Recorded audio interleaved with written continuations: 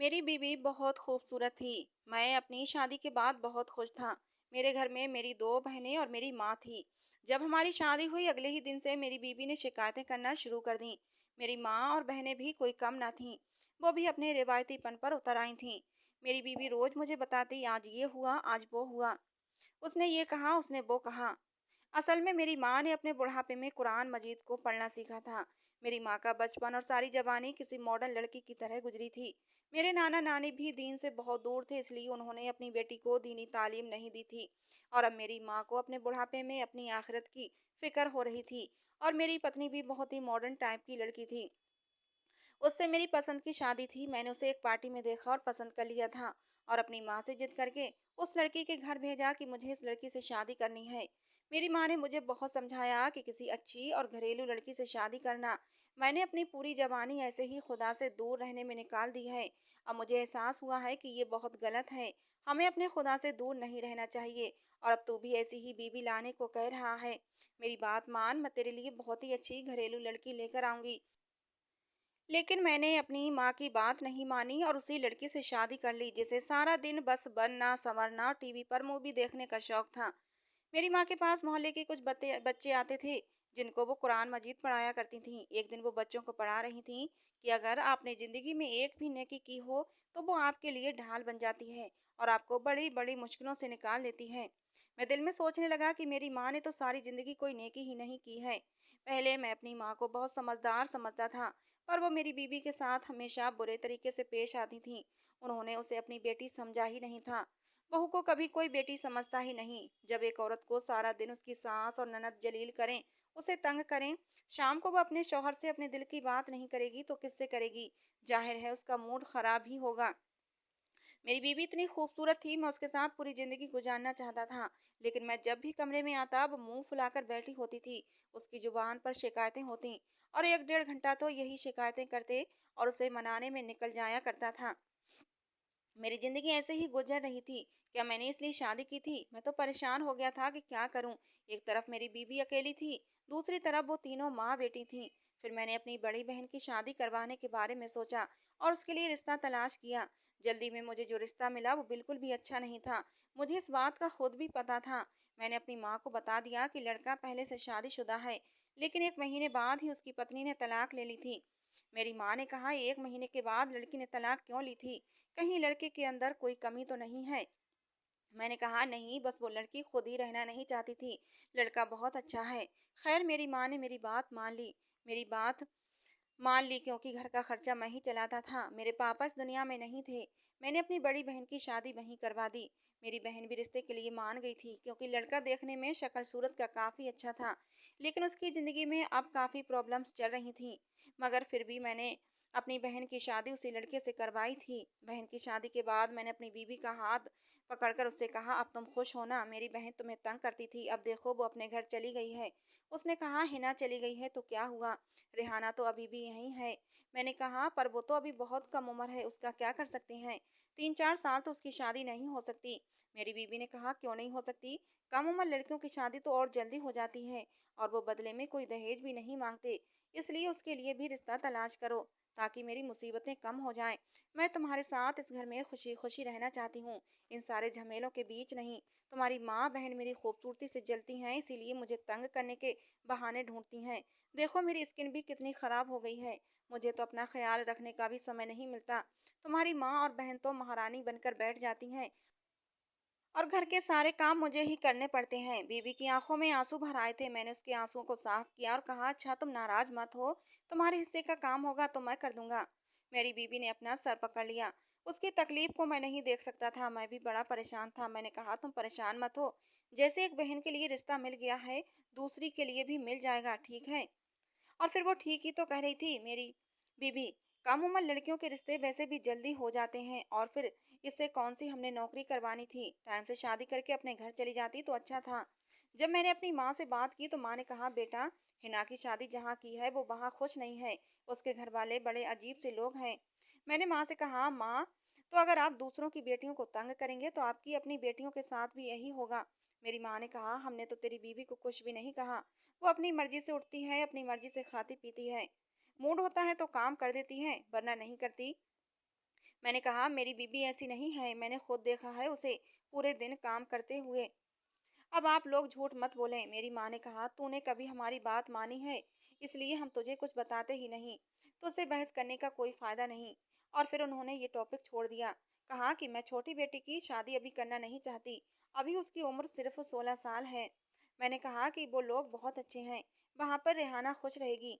हिना इसलिए खुश नहीं है क्योंकि उसकी उम्र ज्यादा हो गई थी, लेकिन रेहाना की उम्र अभी कम है, इसलिए उसका रिश्ता आसानी से मिल गया है। वो लोग कल ही आना चाहते हैं। मैंने माँ से झगड़कर जबरदस्ती अपनी दूसरी बहन की भी शादी करवा दी। ये लोग बहुत अमीर थे, उन्होंने दहेज भी नहीं मांगा था। इस बात पर मैं और मेरी बीवी बहुत खुश थे। लेकिन शादी के बाद ये लोग भी मेरी बहन को तंग करने लगे, और वजह थी लड़का गलत आदतों का शिकार था। वो रात रात भर गायब रहता और शराब के नशे में मेरी बहन रेहाना को मारता था। माँ मुझे बताती तो मैं कहता, हर लड़की के ससुराल में प्रॉब्लम्स रहती ही हैं। मेरी बीवी भी जाकर अपने घर वालों को बताती होगी, जो आप लोग उसको इतना तंग करते हैं, तो उसके घर वाले भी तो कहते होंगे कि हमारी बेटी अपनी ससुराल में खुश नहीं है। मेरी बीवी को दुख ना दिया करें, तब आपकी बेटियां भी खुशी खुशी रहेंगी।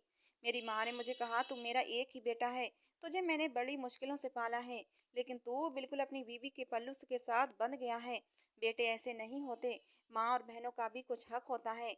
मैंने कहा, तो बहनों की शादी करवा तो दी है, अब इससे ज्यादा मैं कौन सा फर्ज पूरा करूं। अब उनके घर की प्रॉब्लम्स हैं, वो खुद ही सुलझा लेंगी।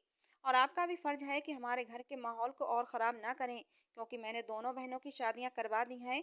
अब आपने मेरी बीवी के साथ ही इस घर में रहना है। आप उसके साथ अच्छे तरीके से पेश आएंगी तो वो आपकी खूब खिदमत करेगी।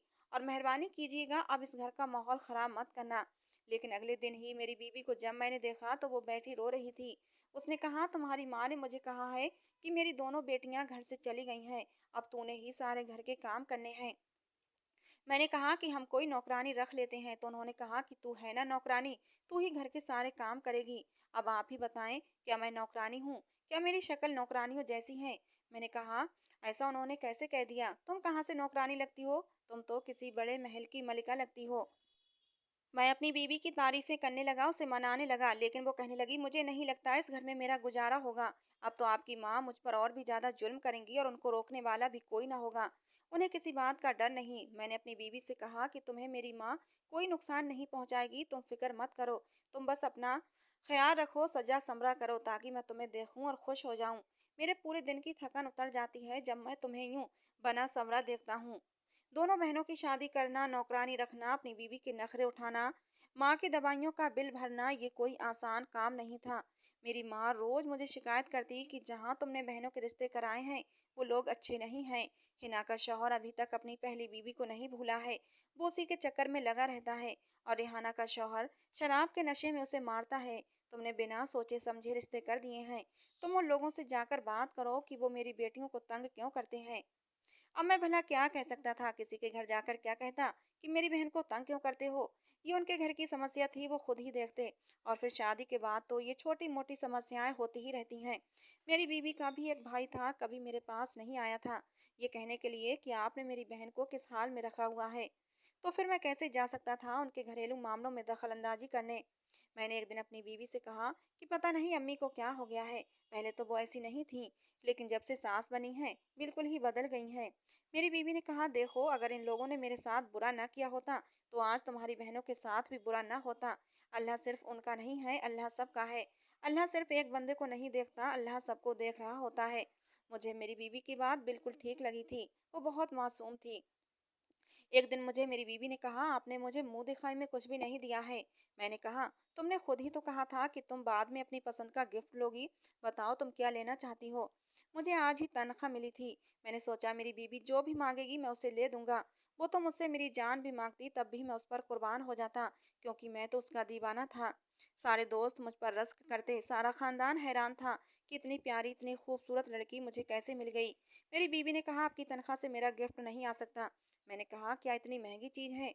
उसने कहा, नहीं, वो चीज पहले ही आपके पास मौजूद है, आपने बस वो मुझे दे देनी है। मैंने कहा, फिर तो मेरा फायदा हो जाएगा, बताओ वो कौन सी चीज है? उसने कहा, आपका ये घर आप मेरे नाम कर दें। मैंने जब ये बात सुनी तो हैरान हो गया, क्योंकि ये घर तो मेरी माँ के नाम था। उसने कहा कि कहते हैं औरत का कोई घर नहीं होता, बाप के घर पैदा होती है तो सब कहते हैं अपने शौहर के घर जाना है।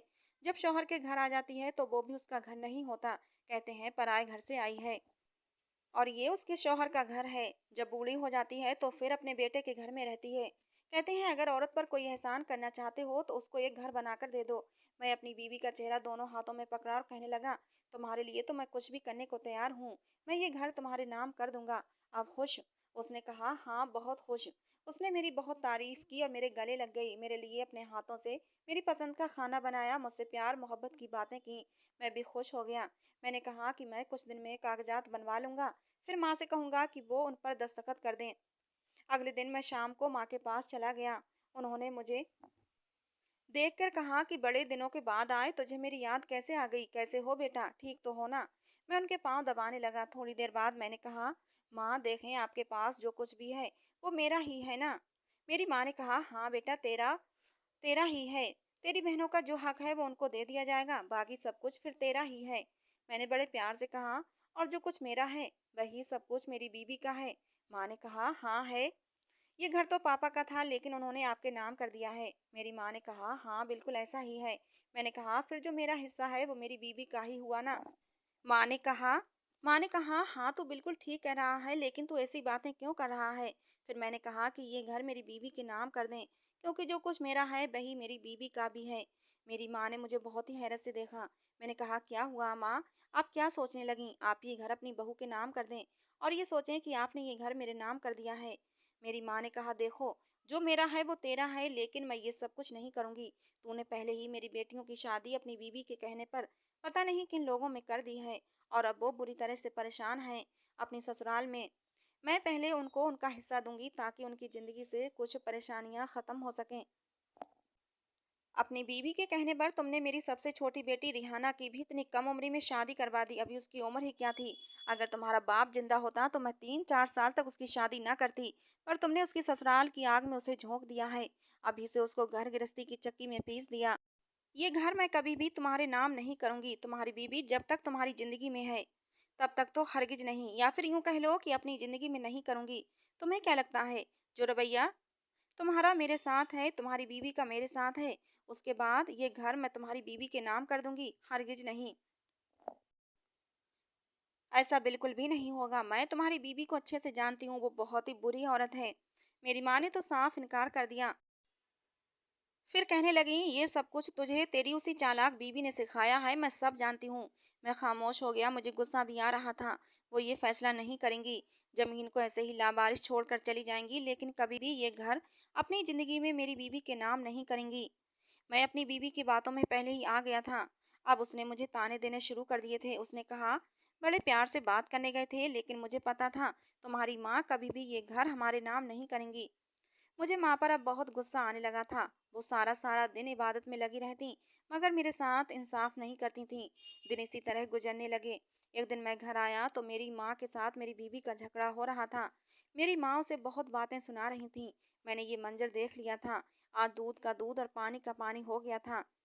मेरी माँ किसी बात पर चीख चीख कर मेरी बीवी को बातें सुना रही थी। मैंने जब पूछा कि मेरी बीवी से झगड़ा क्यों कर रही थी, तो मेरी माँ कहने लगी, ये मुझे कल का बचा हुआ सब्जी दे रही थी जिसमें से बदबू आ रही थी। मेरी बीवी कहने लगी, ऐसा कुछ नहीं है, मैंने ये सब्जी सुबह बनाई है और तुम्हारी माँ ड्रामा कर रही है। ये सब देखकर मेरा दिमाग खराब हो गया। मुझे मेरी बीवी पर पूरा विश्वास था। मैंने कहा, माँ, आप इस उम्र में झूठ बोलती हैं, आपको शर्म आनी चाहिए। ये कोई आपकी उम्र है घर में झगड़ा कराने की? आपको तो घर में शांति बनाए रखनी चाहिए। अगर हम बच्चे भी आपस में झगड़ते हैं तो आपको हमारी आपसी सुलह करवानी चाहिए, बल्कि आप तो खुद ही घर में कलेश बढ़ाती रहती हैं। मेरी माँ की आंखों में आंसू आ गए। उन्होंने मुझे अजीब सी नज़रों से देखा। खैर, उनको मुझसे ये उम्मीद नहीं थी।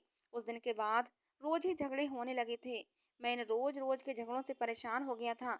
एक रोज मेरी बीवी मुझसे कहने लगी कि अपनी माँ को घर से निकाल दो, ये बहुत परेशान करती हैं मुझे, बहुत ज़्यादा नखरे दिखाती हैं।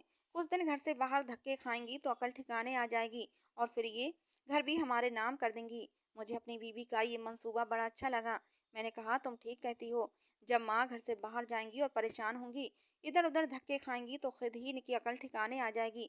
मैंने अपनी माँ के कमरे में गया। वो रोज की तरह कुरान मजीद पढ़ रही थी। मैंने गुस्से में कहा, आपने मेरी सारी जिंदगी को बर्बाद कर दिया है। मैंने उन पर बहुत गुस्सा किया, चीखा चिल्लाया, खूब इल्जाम लगाए। वो हर बात पर सफाई देती रहीं, उसके बाद अपने मगरमच्छ के आंसू भी बहाती रहीं कि तुम्हारी बीवी झूठ बोल रही है। मैंने उसके साथ ऐसा कुछ भी नहीं किया है, वो जैसा कहती है मैं वैसा ही करती हूँ। उल्टा तुम्हारी बीवी ही मुझे तंग करती है। लेकिन मैंने अपनी माँ की एक न सुनी। उनका हाथ पकड़ा, कहा बस मेरे घर से निकल जाओ, ये घर मेरा है, आप इसमें नहीं रहेंगी। अगर ये घर मुझसे लेना है तो जाएं, जाकर कोर्ट में केस करें। मैंने अपनी माँ को घर से निकाल दिया। मेरी माँ चीखने चिल्लाने लगी, रोना शुरू कर दिया। रात का समय था, लेकिन ज़्यादा अंधेरा नहीं हो पाया था, क्योंकि गर्मी का मौसम था तो सब तरफ लोग जाग रहे थे। मोहल्ले वाले भी इकट्ठे हो गए। एक आदमी मेरी तरफ बढ़ा, उसने कहा, ये क्या कर रहे हो बेटा? क्यों अपनी माँ के साथ ये जुल्म कर रहे हो? क्यों अपनी जन्नत को घर से निकाल रहे हो? मैंने कहा, ये मेरी जन्नत नहीं है, इसने मेरी ज़िंदगी जहन्नम बना दी है। फिर मैंने अपनी माँ को घर से निकाल दिया। मेरी बीबी भी मेरे पीछे पीछे थी, ये सारा मंजर देख रही थी। मैंने अपनी माँ को घसीटते हुए बाहर ले आया। शोर शराबे की वजह से मोहल्ले के सारे लोग अपने घरों से निकल आए थे। मैंने कहा, जिसको ज़्यादा हमदर्दी है वो इस बुढ़िया को उठाकर अपने घर ले जा सकता है, मुझे कोई फर्क नहीं पड़ता। मैंने अपनी बीवी का हाथ पकड़ा और घर की तरफ चल पड़ा। हम लोगों ने घर में कदम रखा ही था और दरवाज़ा बंद किया ही था कि अचानक मुझे ऐसा लगा जैसे सारी ज़मीन कांप रही है। मैं फौरन समझ गया कि क्या हो रहा है, क्योंकि जलजला आ रहा था। हम लोग बाहर की तरफ भागने लगे, लेकिन पता नहीं कैसे अचानक से दरवाज़ा लॉक हो गया था। शायद मैंने ही लॉक किया था कि शायद मेरी माँ घर के अंदर ना आ जाए, मगर चाबी मेरी जेब में नहीं थी। पता नहीं कहाँ गिर गई थी। हम बाहर नहीं निकल पाए। हमारे घर का 50% हिस्सा गिर गया था। मेरी बेबी के ऊपर बहुत सारा मलबा गिरा था और मेरे ऊपर भी काफ़ी सारा मलबा गिरा था। आँख खुली तो मैं अस्पताल में था। मेरी माँ मेरे सामने बैठी थी और रो रही थी। मैंने अपनी पत्नी के बारे में पूछा तो मेरी माँ ने रोते हुए बताया कि तुम्हारी पत्नी की हालत ठीक नहीं है, वो अभी तक बेहोश पड़ी है। मेरे दोनों पैरों पर घर की छत का एक हिस्सा गिर गया था। मेरे दोनों पैर ही बेकार हो गए थे। खुदा ने मेरे ऊपर एक ऐसा कहर तोड़ा था। और जब डॉक्टर ने मुझे बताया कि तुम्हारी पत्नी की हालत ठीक नहीं है, वो तुमसे आखिरी बार मिलना चाहती है, तो मैं व्हील चेयर पर अपनी पत्नी से मिलने गया था। और जो बातें मरने से पहले मेरी पत्नी ने कही, मेरी रूह कांप गई थी। मेरी पत्नी ने अपनी सारी गलतियां मान ली थीं। उसने कहा कि मैंने जानबूझकर तुम्हारा दिल तुम्हारी माँ और बहनों की तरफ से बुरा किया था। मैं चाहती थी कि इनसे मेरा पीछा छूट जाए, और मैं अपनी चाल में कामयाब रही थी। तुम्हारी दोनों बहनों की मैंने शादियां करवा दी, तुम्हारी माँ को भी मैंने घर से निकलवा दिया। लेकिन मैं भूल गई थी कि कोई मुझे देख रहा है और उसने मुझ पर अजाब तोड़ दिया है। मैं शायद अब बच न सकूंगी। लेकिन मरने से पहले मैं आपसे और आपकी माँ से माफ़ी मांगना चाहती हूँ, जिससे कि मरने के बाद मेरी रूह को सुकून रहे और मैं खुदा के अजाब से बची रहूँ। मेरी माँ ने मेरी बीवी को माफ़ कर दिया था और मैंने भी अपनी बीवी को माफ़ कर दिया। मेरी बीवी इस दुनिया से जा चुकी थी, लेकिन अपनी बीवी पर अंधा विश्वास करके मैंने अपना सब कुछ खो दिया था। मुझे अब सब समझ आ गया था कि मेरे साथ ये सब कुछ क्या हुआ था। मैंने अपनी माँ से माफ़ी मांगी। मैंने कहा, माँ, मुझे तेरी बद्दुआ लग गई है। माँ ने कहा, मैंने तुझे कभी बद्दुआ नहीं दी। माँ बाप तो कभी औलाद को बद्दुआ देते ही नहीं। हाँ, उनका जब दिल दुखाया जाता है तो टूटे दिल की सदा आसमान को हिला देती है। ये खुदा की तरफ से अजाब था जो सिर्फ हमारे घर पर गिरा था। मोहल्ले के बाकी किसी भी घर को नुकसान नहीं हुआ। मेरी खूबसूरत बीवी, जिससे मैं बहुत मोहब्बत करता था, अब ज़मीन के नीचे दफन हो चुकी थी, क्योंकि उसने ही मेरी ज़िंदगी बर्बाद की थी। मेरी बहनों के घर भी ठीक से बस न सके थे, वो बहुत तकलीफ़ उठा रही थीं। मेरी माँ को भी मैंने बहुत दुख दिए थे। अब मैं अपने कदमों पर चल नहीं सकता था। मेरे सारे काम मेरी माँ करती है, और मेरी बहन, जिनको मैंने कभी कुछ नहीं समझा, वही आज अपनी जमा पूंजी से मेरा थोड़ा बहुत इलाज करा रही हैं। कुछ समय बाद मैं इस काबिल हुआ हूँ कि थोड़ा बहुत घर पर बैठकर काम कर लेता हूँ। अपना और अपनी माँ का पेट पालने के लिए मैंने एक छोटी सी दुकान घर की बैठक में बना ली है। मेरी बीमारी पर मेरा सारा पैसा खर्च हो गया था और मैं अभी तक अपाहिज हूँ। अब मैं व्हील चेयर का सहारा लेता हूँ। मेरी टांगें बिल्कुल ख़त्म हो चुकी हैं। मेरा सब कुछ बर्बाद हो गया। शायद मैंने अपनी माँ का दिल दुखाया था, तो खुदा ने मुझे इतनी बड़ी सज़ा दी है। जिसके लिए सब कुछ किया, वो उस दुनिया से जा चुकी है। दिल कहता है कि वो बहुत बुरी थी, उसके साथ बिल्कुल ठीक हुआ। लेकिन फिर दिल के दूसरे कोने से आवाज़ भी आती है कि मैंने अपनी बीवी से बहुत मोहब्बत की थी, और उसकी मोहब्बत में अंधा होकर ही मैंने वो सब कुछ किया था जो खुदा को बिल्कुल पसंद नहीं। लेकिन मुझे नहीं पता था कि उसने मेरी मोहब्बत का नाजायज़ फ़ायदा उठाया था। वो ये गलत काम ना करती तो आज हम हंसी खुशी ज़िंदगी गुजार रहे होते। लेकिन कहते हैं ना कि ऊपर वाला बुरे इंसानों के साथ बुरा करता है, लेकिन अच्छों के साथ अच्छा करता है। मेरी बहनों के शौहरों ने जब मेरे ऊपर खुदा का टूटा ये अजाब देखा, तो वो नेक राह पर आ गए और अपनी बीवियों को बहुत ही प्यार से रखने लगे। अब मेरी दोनों बहनें अपने घर बहुत ही खुशी-खुशी ज़िंदगी गुजार रही हैं और मैं अपने किए की सज़ा भुगत रहा हूँ। तो दोस्तों ये थी आज की हमारी कहानी। कैसी लगी कमेंट बॉक्स में ज़रूर बताना। पसंद आई हो तो प्लीज़ लाइक करना। रोज़ एक नई कहानी सुनने के लिए हमारे चैनल को भी सब्सक्राइब करना। कहानी को अंत तक सुनने के लिए आप लोगों का बहुत-बहुत धन्यवाद दोस्तों। मिलते हैं अगली किसी नई कहानी के साथ।